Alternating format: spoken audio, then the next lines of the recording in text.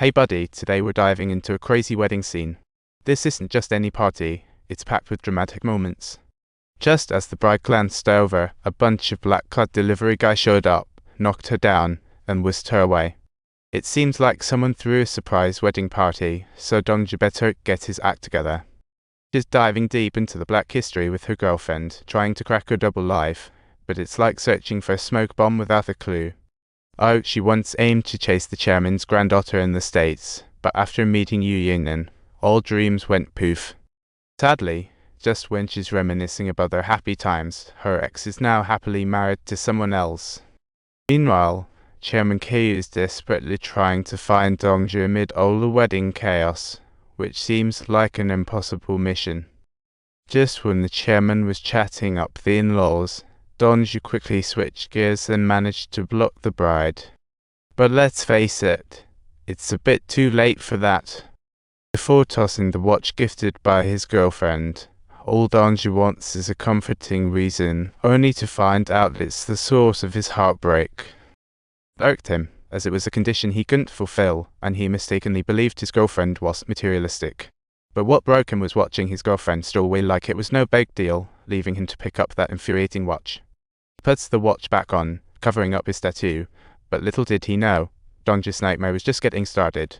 First, Chairman Ku tries to stow away some liquor, only to find the password is kaput, and he rushes to the vault, but it's a comedy of errors. And yet, the password goes bust. Could it be that only these two know the secret? Now that the password's changed, Chairman Ku's trust in Dongzhu has hit rock bottom. Yet, just a day before the wedding, that guy shows up like a surprise gift. Plus, the chairman's determined to give Dongzhu a lesson, checking if he already knew the truth all along. After all, one represents sincerity while the other is cloaked in secrecy. But the chairman's willing to give him a shot, clearly pleased with the outcome.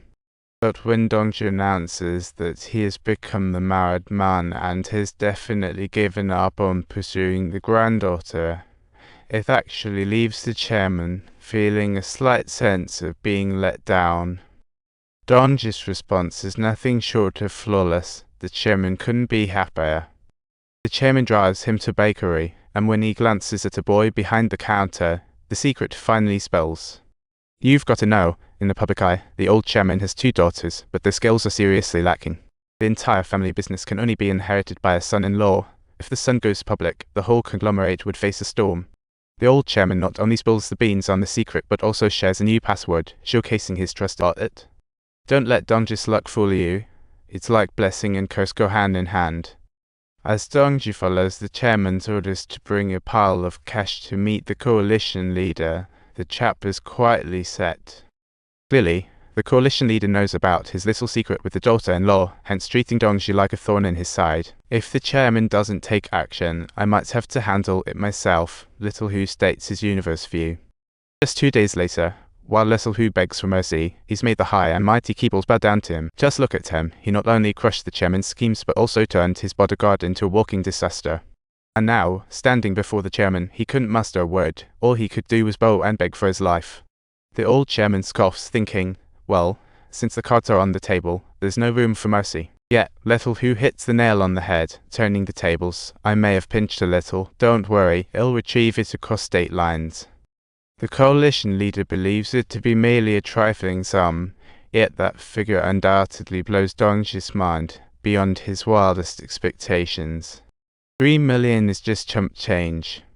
Dongzhu plans to transfer 2 billion first, then 70 billion when he gets home, and talk about the rest once he secures his safety.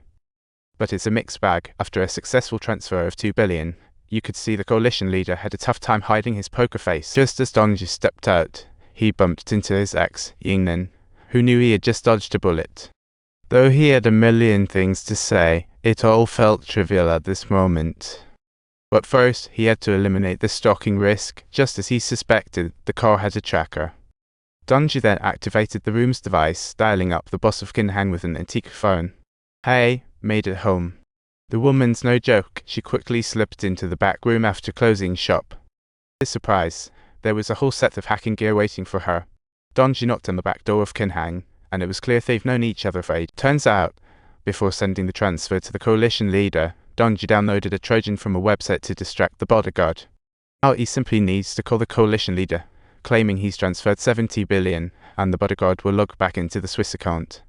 Relying on his exceptional memory, he stored all the passwords in his head. The preparations were finally complete. I'll first send you 300 billion, but before the final step, I've got to wrap up the chairman's task. The chairman's trust in him is not just due to his photographic memory, but also his knack for reading between the lines. To catch the fresh fish's attention, he played super friendly with Yu's mother. Soon after, that photo popped up in the chairman's hands. Well, this thing seems like it's been swimming. However, just as the family was waiting for dinner, a surprise twist was about to drop. If you enjoy this plot, please don't forget to subscribe to our channel for more. Thank you for your support.